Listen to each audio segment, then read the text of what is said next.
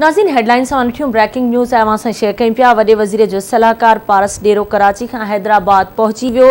Bypass ते संदसि शानदार आजियां कई वई।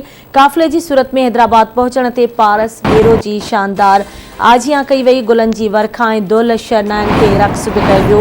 सलाहकार थियण खां पोइ पारस डेरो टंडो आदम पहुची रहियो आहे। हिकु भेरो ॿीहर अवां खे अहम ख़बर ॾियूं पिया। वॾे वज़ीर जो सलाहकार पारस डेरो कराची खां हैदराबाद पहुची वियो। बाईपास ते संदसि शानदार आजियां कई वई।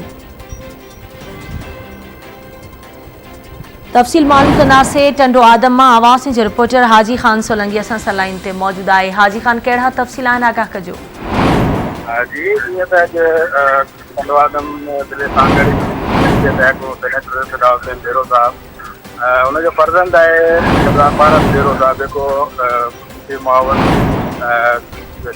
CM सिंध मुराद अली शाह जो हुनजो जो मिनिस्टर हुनखे कयो वियो आहे, चार्ज हुनखे ॾिनी वई आहे।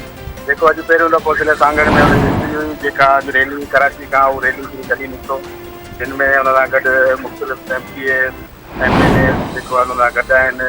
जेको हींअर खैबर खां क्रॉस करे टंडो आदम रवानो थी वियो आहे, जंहिंसां तक़रीबन खैबर खां वठी टंडो आदम ताईं हज़ारे गाॾियुनि जो वॾो आहे।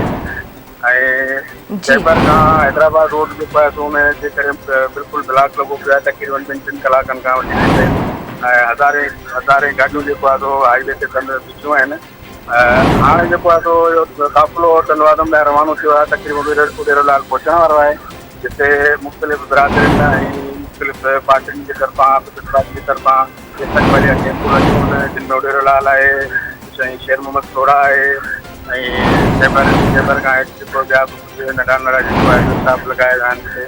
ऐं तक़रीबन कलाक ॾेढ खां पोइ टंडो आदम में एंट्री आहे सरदार पारस डेरे जी। तो भाई जेको सलाहकार आहे CM जो, उन खां पोइ सांगड़ में मुख़्तलिफ़ टेम्पू लॻियलूं आहिनि। ठीकु आहे, मुंहिंजी महिरबानी हाजी खान तफ़सील खां आगाह करण जे लाइ।